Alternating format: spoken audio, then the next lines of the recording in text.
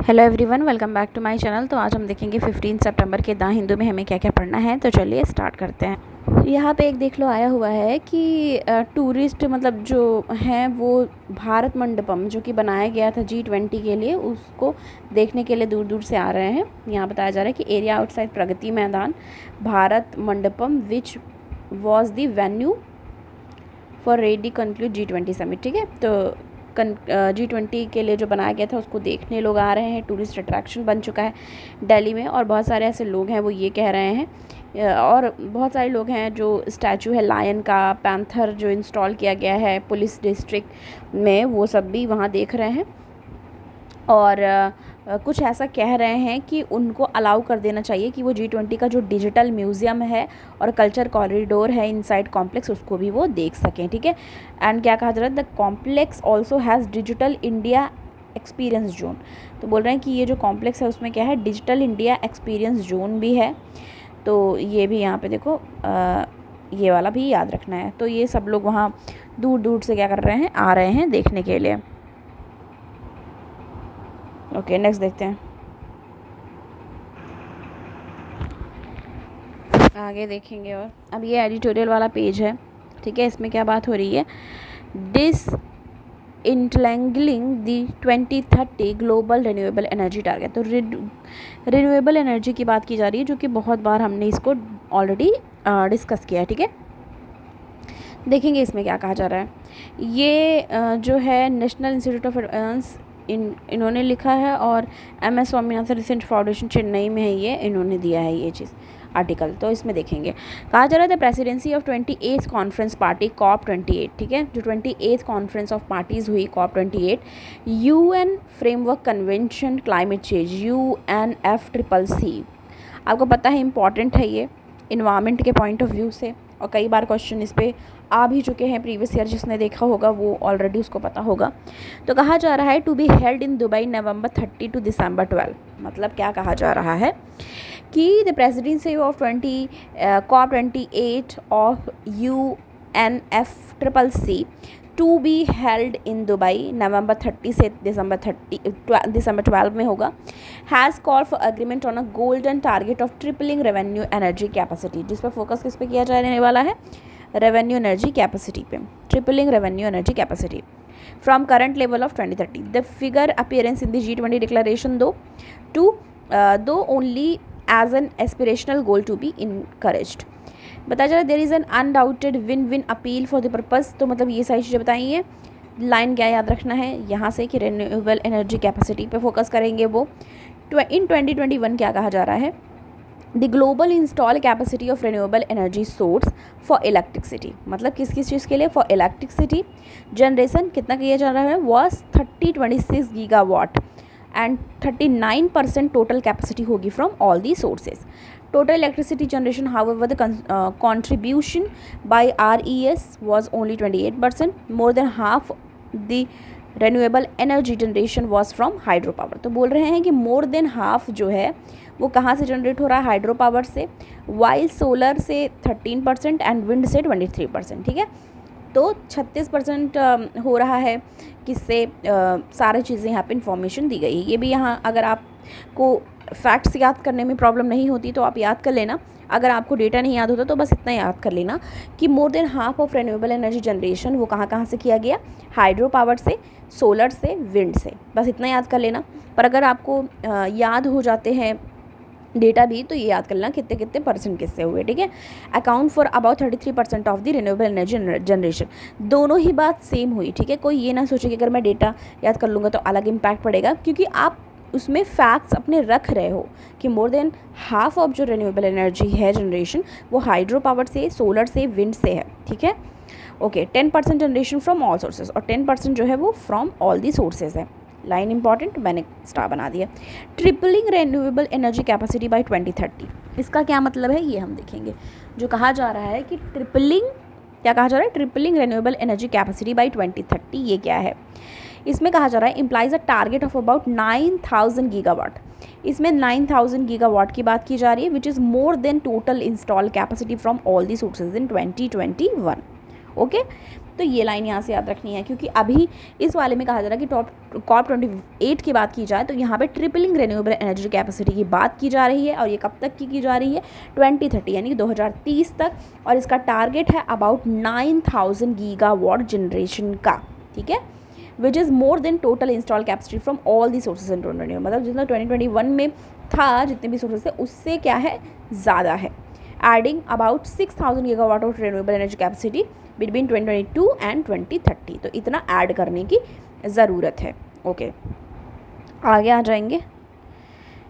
Regionally differentiated energy need, however there is a no such things as global electricity demand, कह रहे हैं ऐसा कुछ भी नहीं है ग्लोबल इलेक्ट्रिसिटी डिमांड जैसा, but only a global aggregate across countries. Electricity demand across countries highly differentiated, कह रहे हैं इलेक्ट्रिसिटी जो डिमांड है अक्रॉस कंट्रीज वो क्या है, हाईली डिफरेंशिएटेड है, and the rate of the growth vary, बोला जो रेट है ग्रोथ की वो वैरी करती है कंट्रीज़ के लिए, different stages of the development. Electricity demand is growing far more rapidly in developing country, बोल रहे हैं एनर्जी डिमांड जो है वो क्या है, 1 मिनट, हाँ, electricity demand is growing far more rapidly in developing countries. Currently, electricity consumption between 2010 and 2019 in China and India grew only 6.62 and 6.3, तो ये भी याद रखना है। At COP28, developing countries should consider target only if North commit to equitable amount, तो मतलब जो main point है वो हमने देख लिया यहाँ से, ठीक है। देखो स्टार मैंने बना रखा ऑलरेडी जहाँ हमें देखना था। अब यहाँ से एक चीज़ और दिख रही है, ये भी हमें देखना है क्या है ये। इसमें कहा जा रहा है unfortunately the COP28 call for a renewable energy global target come with a severe lack of transparency as its origin, कह रहा है कि लैक ऑफ ट्रांसपेरेंसी मतलब है इसमें, मतलब ट्रांसपेरेंसी नहीं दिख रही है इसमें। What we do know is that the inspirations from the report of international renewable energy agency, तो IRENA का फुल फॉर्म जान लो, इंटरनेशनल रिन्यूएबल, ठीक है, international renewable energy agency, that calls for total energy power capacity to more than triple by 2030, ठीक है, कितना होना रहेगा, triple by 2030 compare to 2022 level to over 11, ठीक है, 11 टेट्रावाट ग्लोबली, ठीक है, तो ये याद रखना है। ओके, आगे देखें तो समझ में आ गया यहाँ पे। तो ये कहा जा रहा है कि IRENA, ठीक है, तो कितना हो जाएगा 11 terawatt globally. Information available on the IRENA website so the IRENA scenario underlying the proposed COP18 target, which is very close to the first highly inequitable scenario that has been staged here। अब देखो बहुत सारी चीज़ें दी गई हैं यहाँ से, मतलब अब यहाँ से एक ही ये चीज़ याद रखनी है आपको, ठीक है। अब क्या क्या 3 जगहें हमको याद रखनी है इसमें जो बात की जा रही है ग्लोबल रिन्यूएबल एनर्जी के लिए। एक तो COP28 में रिन्यूएबल एनर्जी कैपेसिटी पे ट्रिपलिंग याद रखना ज़रूर, ट्रिपलिंग रिन्यूएबल एनर्जी कैपेसिटी की बात की गई है। उसके बाद ये कहा जा रहा है कि यहाँ से याद रखो मोर देन हाफ जो रिन्यूएबल एनर्जी जनरेशन है वो ओनली 28% है, sorry more than half of renewable energy generation है वो हाइड्रो पावर से है, सोलर से है, विंड से है, कितना ये भी बताया गया है, ठीक है। सोलर से 13%, विंड से 23% एंड 36% है, accounted for about 33% of the renewable energy generation, that is 10% of generation from all the sources. यहाँ से ये लाइन याद रखनी है। और एक चीज़ और आपको याद रखनी है कि ये कहा जा रहा है कि tripling renewable energy capacity by 2030 implies a target of about 9000 gigawatt. फिर उसके बाद यहाँ पे याद रख लेना IRENA का, जिसमें 11 टेरावाट की बात यहाँ पे करी गई है। तो ये हमें इससे याद रखना था एडिटोरियल्स हमारा। नेक्स्ट आ जाएंगे हमें और कौन सा देखना है, ये है टेक्स्ट एंड कॉन्टेक्स्ट में the troubles of gig worker के बारे में हम कई बार यहाँ पे हम कंप्लीट कर चुके हैं। जो कर रहे हैं रेगुलर बेसिस पे उनको पता होगा गिग वर्कर की डेफिनेशन और सारी चीज़ें हम ऑलरेडी कर चुके हैं। ओके, इसमें डिकोडिंग द पॉलिटिकल मैसेज ये सब नहीं देखना हमें, फिल्म्स और ये सब के बारे में हमें वो सब देखना होता है कि किसको ऑस्कर मिला, किसको क्या मिला, वो सब हमको देखना होता है। पर जनरल बेसिस पे क्या मूवीज़ क्या आ रही हैं क्या नहीं, ये सब नहीं ध्यान देना होता एग्ज़ाम के पॉइंट ऑफ व्यू से। वैसे आप अपने एंटरटेनमेंट के पर्पज़ से तो देखते ही होंगे। आगे आ जाएंगे। ये बिजनेस का है। Wholesale price continue to fall, तो कहा जा रहा है कि जो होलसेल प्राइस है वो क्या है, कंटिन्यू टू फॉल। इसके बारे में देखेंगे थोड़ा सा। India wholesale price estimate in a deflation mode for a 5th month in a row. ठीक है, इसमें क्या कहा जा रहा है, decline in prices narrowed to 5.2% from 1.3% in July. तो क्या हुआ है, प्राइस का डिक्लाइन हुआ है, ठीक है, August, but decline in the prices narrowed 0.52% from 1.36, इतना हुआ है।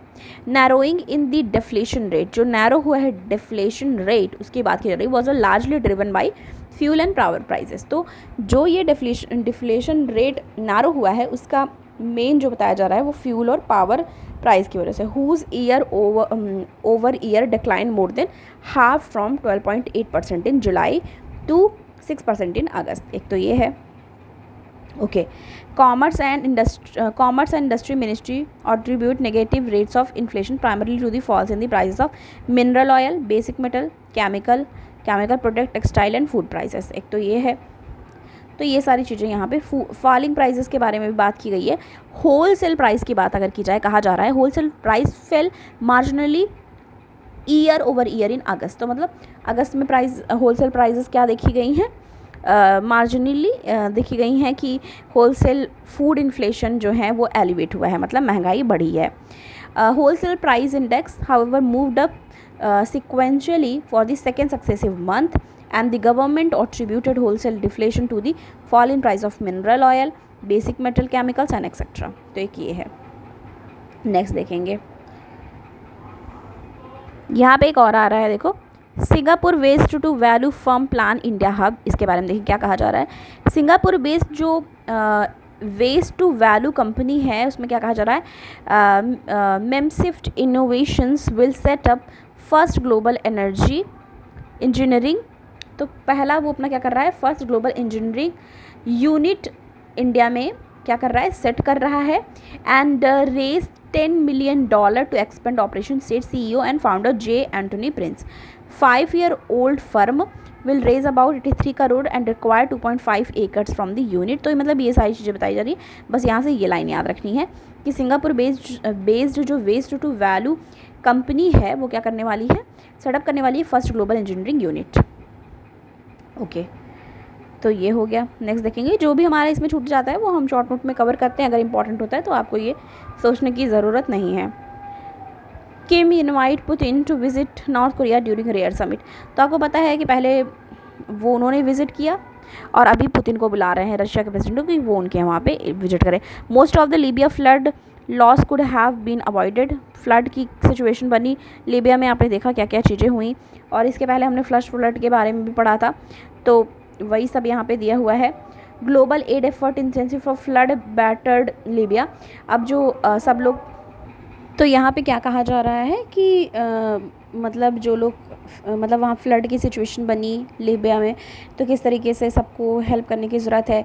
UN world meteorological organisation WMO ने क्या कहा, said most of the death could have been avoided if early warning and emergency management system had function properly in the war scarred country. ठीक है, तो कहा जा रहा है कि अगर पहले ये पता लगा लेते तो ऐसी सिचुएशन जो इतनी डेथ और ये सब हुई, ये सारी चीज़ें ना होती। ठीक है, आगे देखेंगे। फिर ये स्पोर्ट्स का है, साइंस का। साइंस में आया है neural implant remedy hearing loss by ingredient with the nervous system. मतलब आप यहाँ देख लो किस बारे में बात की जा रही है, हियरिंग लॉस के बारे में, by integrating with the nervous system. ठीक है, दूसरा क्या है, does vagus nerve dysfunctions have a connection with COVID-19। तो ये दोनों के बारे में यहाँ पे डिस्कस किया गया है। अब देखते हैं यहाँ पे क्या कहा जा रहा है। कहा जा रहा है in burden of hearing loss problem आपको पता ही है होती है, लोगों को सुनने में प्रॉब्लम होती है, दिक्कत होती है, नहीं सुन पाते हैं वो। In India significant as one of the most common congenital ये इफ़ेक्ट है इंडिया में। ठीक है, तो WHO मतलब वर्ल्ड हेल्थ ऑर्गेनाइजेशन रिपोर्ट में क्या पाया गया, that severe to profound hearing loss affects nearly 2 to 3% in 1000 live birds. तो मतलब कई लोग जन्म से ही नहीं सुन पाते, बोल रहे हैं कि 1000 में से 2 से 3 पर लाइव बर्थ ऐसा होता है, making it most common congenital abnormality to the affect newborn the world over. तो मतलब ये प्रॉब्लम झेलने को मिलती है। Hearing loss at birth consider a social stigma, तो इसको सोशल स्टिग्मा के तौर पे लिया जाता है even in the present day society and result the doubt tragedy as it lead not only deafness but also speech and language deprivation. मतलब सिर्फ बहरेपन की प्रॉब्लम नहीं होती, डेफनेस का मतलब वही हुआ, एंड ऑल्सो उनको बोलने में और लैंग्वेज डेप्रिवेशन भी होती है, मतलब बोलने में और सुनने में दोनों में प्रॉब्लम होती है, ठीक है। In the past, individuals with severe to profound hearing loss who did not benefit from hearing aid were condemned to live in a word of silence। तो उनको कुछ सुनाई नहीं देता तो उनको word of silence की एक सिचुएशन बनती है। कोचलर इम्प्लांट कैन हेल्प, मतलब ये हेल्प कर सकता है, यहाँ से याद रखो कि कैसे हेल्प कर सकता है। ये हेल्प कर सकता है इंडिविजुअल को कि वो living in the word of silence into the word of sound, मतलब वो सही कर सकता है। The advent of this technology has successfully broken, ठीक है, thus integrate people who has hearing loss into normal society and providing them with a highly productive quality of life। तो ये सारी चीज़ें यहाँ पे कही जा रही हैं, ठीक है। The implant electronically stimulate cochlear nerve hearing restoration is first successful attempt to integrate an electronic derive with the nervous system fully restore a lost sense organ। तो मतलब एक तरीके से इसके बारे में हम शॉर्ट में भी डिस्कस करेंगे। न्यूरल इम्प्लांट की बात की जा रही है, न्यूरल इम्प्लांट रेमेडी जिससे हियरिंग लॉस जो होता है उसको सही किया जा सकता है, इसकी बात की जाती है by integrating with the nervous system.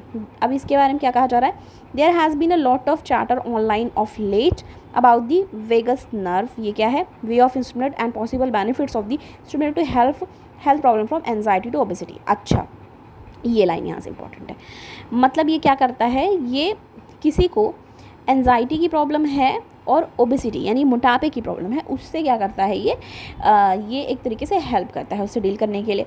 Videos about on this stimulate including yoga है, उसमें plugging your face into cold water alongside sales of little device that send electrical impulse into your brain. Research has also integrated a link between vagus nerve and dysfunction and long covid. तो इस चीज़ से अब ये क्या चीज़ है, यहाँ से important हो गया ना कि व्हाट इज़ वेगस नर्व, इसके बारे में देखेंगे।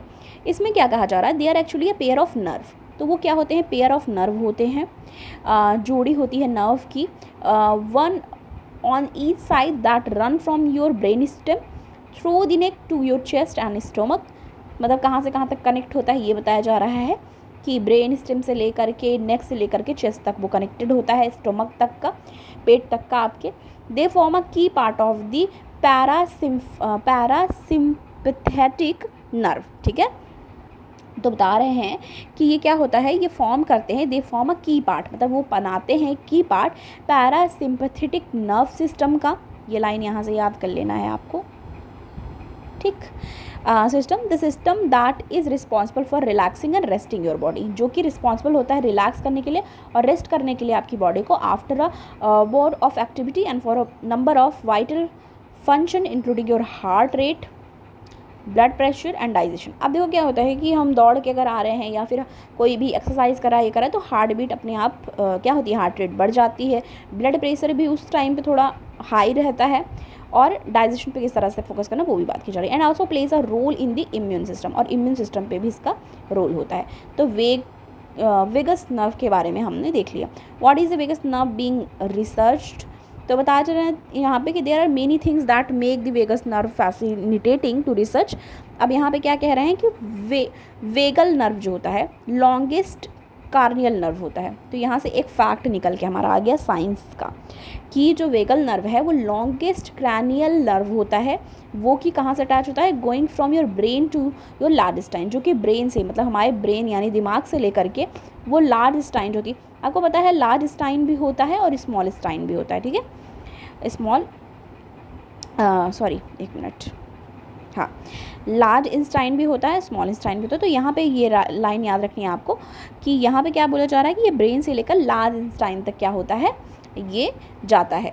Fulfil their meaning vagus in Latin means wandering. अब ये लाइन यहाँ से याद रख लेनी है, मैं इसके लिए हाईलाइटर की यूज़ करती हूँ यहाँ पे कि जो ये है वेगस, उसका मतलब क्या होगा, वंडरिंग। ये लाइन याद रखिए यहाँ से, कुछ भी पूछ सकते हैं। देखो ये सब फैक्ट्स हैं जो मैं आपको जहाँ जहाँ स्टार बना रही हूँ। ये वाली बहुत ज़्यादा इंपॉर्टेंट न्यूज़ लग रही है।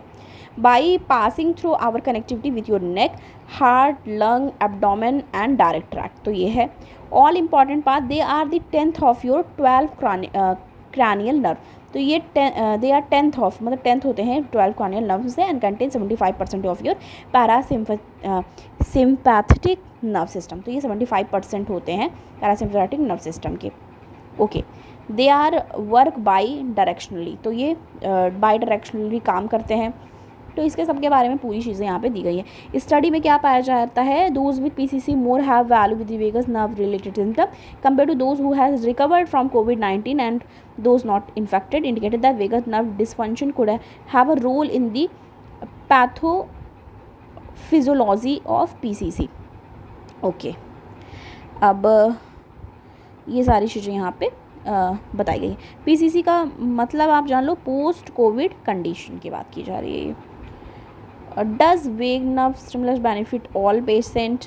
तो बता रहे हैं does not work for everybody, कि ये सबके लिए काम नहीं करता, and not intended to replace conventional treatment and state with the Mayo Clinic website. तो ये सबके लिए वर्क नहीं करता, ये भी यहाँ पे बताया जा रहा है।